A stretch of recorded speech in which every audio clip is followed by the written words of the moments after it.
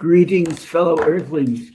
My name is Greg Kosmicki, and I have been fortunate enough to have a manuscript of poems entitled The Dog Has No Answers, accepted for publication by Main Street Rag. And I'd like to read two poems from that manuscript to you, both of which were written at Wishin' Jupiter Ranch, which is a riding retreat in the center of the north central Nebraska in the Sandhills at a ranch called Wishin' Jupiter Ranch. And that's the title of the first poem. I also noted as I was selecting these that both poems coincidentally have a fly in the first stanza that starts the poem off.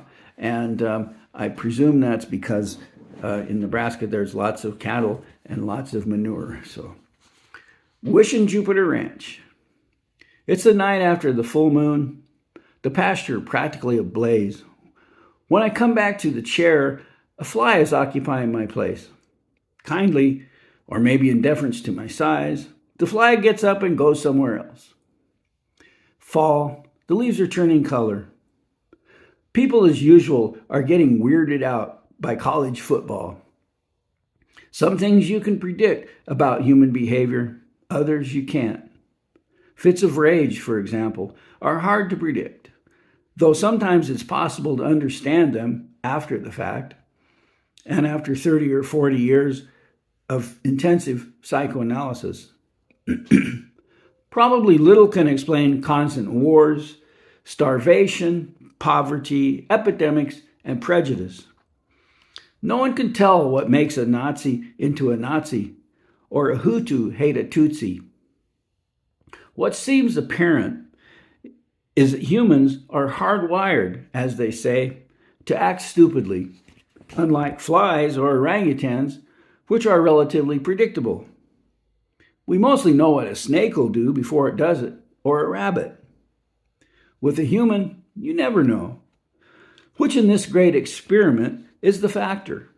Not love, nor ignorance, nor pain, nor separation, nor loneliness, nor deprivation, nor wealth. Tell me again, my fellows, what is it pains you so? Though the moon shines on us, and there is a very good chance tomorrow the sun will rise again over all the sorrow we once more create. Cattle sleep this time of night.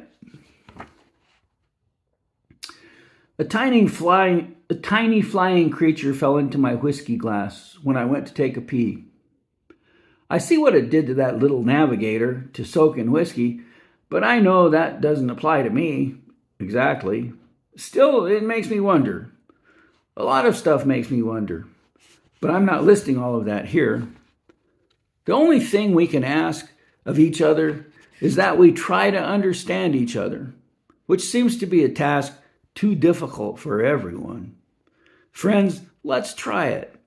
Before the end of the world, before my taxes go too high to pay, before my kids get too old to treat me right, before my grandkids get sick of me, before Walt Whitman comes back from the dead, before I get leukemia or Parkinson's, before the planet burns up, before the Cubs win another series, before Vladimir Putin is elected president of the U.S., I can still do the mork for mork sign of peace with both hands.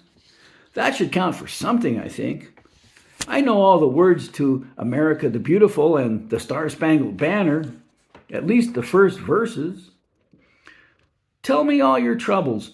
I promise you I can lend a sympathetic ear, but I probably won't give you $1, even if your cardboard sign assures Jesus loves me. I can see out into the darkness where cattle and flies work toward world domination, though they have no idea they are. I wonder when the cattle are going to figure out it's all a fix. I think I'll go out on the porch, join the coyotes to bay at the moon. They had the right idea all along. Live free, hang with your family, eat what you find, stay away from humans, die where no one can find where your body lies. Thank you very much.